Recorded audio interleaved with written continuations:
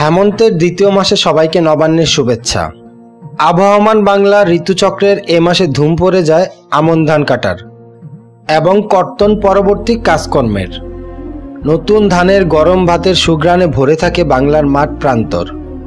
নবান্নের উৎসবের সাথে সমান্তরালে উৎসব মুখর থাকে বৃহত্তর কৃষি ভুবন, কেননা এই মৌসুমটাই কৃষির জন্য তুলনামূলকভাবে নিশ্চিত একটি মৌসুম। তাহলে আসুন আমরা জেনে নেই অগ্রহায়ণ মাসে সমন্বিত কৃষির সীমানায় আমাদের করণীয় কাজগুলো। আমন ধান। এই মাসে অনেকের আমন ধান পেকে যাবে, তাই রোদেলা দিন দেখে ধান কাটতে হবে। আগামী মৌসুমের জন্য বীজ রাখতে চাইলে প্রথমেই সুস্থ সবল ভালো ফলন দেখে ফসল নির্বাচন করতে হবে। এরপর রোদে ভালো মতো শুকিয়ে পরিষ্কার বায়ুরোধী পাত্রে সংরক্ষণ করতে হবে। পোকার উপদ্রব থেকে রেহাই পেতে হলে ধানের সাথে নিম, নিশিন্দা, ল্যান্টানার পাতা শুকিয়ে গুঁড়ো করে মিশিয়ে দিতে হবে। বোরো ধান। অগ্রহায়ণ মাস বোরো ধানের বীজতলা তৈরির উপযুক্ত সময়। রোদ পড়ে এমন উর্বর ও সেচ সুবিধাযুক্ত জমি বীজতলার জন্য নির্বাচন করতে হবে। গম। অগ্রহায়ণের শুরু থেকে মধ্য অগ্রহায়ণ পর্যন্ত গম বোনার উপযুক্ত সময়। দোআঁশ মাটিতে গম ভালো হয়। অধিক ফলনের জন্য গমের আধুনিক জাত যেমন শতাব্দী, সুফি, বিজয়, প্রদীপ, বাড়িগম 25, বাড়িগম 26, আনন্দ, বরকত, কাঞ্চন, সৌরভ, গৌরব বীজ বপন করতে হবে। ভুট্টা। ভুট্টা গত মাসে আবাদ না করে থাকলে এ মাসের 15 তারিখের মধ্যে জমি তৈরি করে বীজ বপন করতে হবে। সরিষা ও অন্যান্য তেল ফসল। তেল ফসলের মধ্যে সরিষা অন্যতম। তাছাড়া রয়েছে তিল, তিসি, সূর্যমুখী। আমাদের দেশে তেল ফসল অনেকটা অবহেলিত, তবে নিয়মিত যত্ন নিলে তেল ফসলের ফলন বাড়ানো সম্ভব। সরিষা গাছের বয়স 20 থেকে 25 দিন হলে হেক্টর প্রতি 70 কেজি ইউরিয়া সার উপরি প্রয়োগ করতে হবে। উপরি সার প্রয়োগের পর হালকা একটি সেচ দিতে হবে। মাটিতে রস কমে গেলে 20 থেকে 25 দিন পর আবারও একটি সেচ দিতে হবে। আলু। এখন রোপণকৃত আলু ফসলের যত্ন নিতে হবে। এই সময় মাটির কেল বেঁধে দিতে হবে এবং কেলে মাটি তুলে দিতে হবে। সারের উপরি প্রয়োগ সহ প্রয়োজনীয় সেচ দিয়ে আগাছা পরিষ্কার করতে হবে। ডাল ফসল।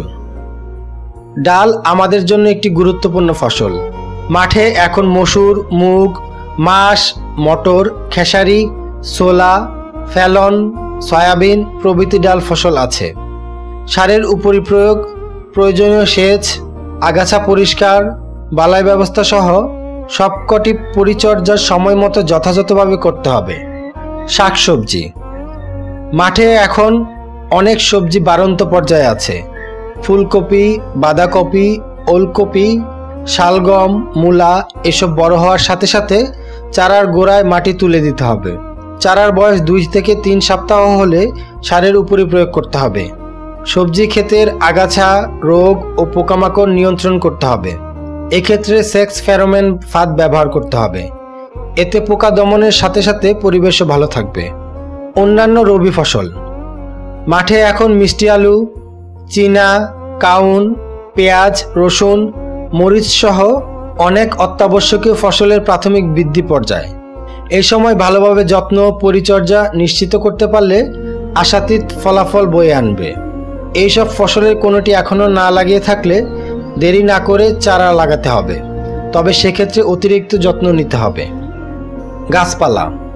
গত বর্ষায় রোপণ করা ফল, ফুল, ঔষধি বা বনজ গাছের চারার যত্ন নিতে হবে। এখন গাছের গোড়ায় মাটি আলগা করে দিতে হবে এবং আগাছা পরিষ্কার করে দিতে হবে। প্রয়োজনে গাছের চারাকে খুঁটির সাথে বেঁধে দিতে হবে। গাছের গোড়ায় জাবড়া প্রয়োগ করতে হবে, তা পানি ধরে রাখবে। প্রয়োজনে গাছের গোড়ায় সেচ প্রদান করতে হবে। এই সময় গাছের বৃদ্ধি কম হয়, তাই পারতপক্ষে এখন গাছের ডালপালা কাটা ঠিক হবে না। সুপ্রিয় কৃষিজীবী ভাই বোন, সংক্ষেপে অগ্রহায়ণ মাসের কৃষি কথা উপস্থাপন করা হলো।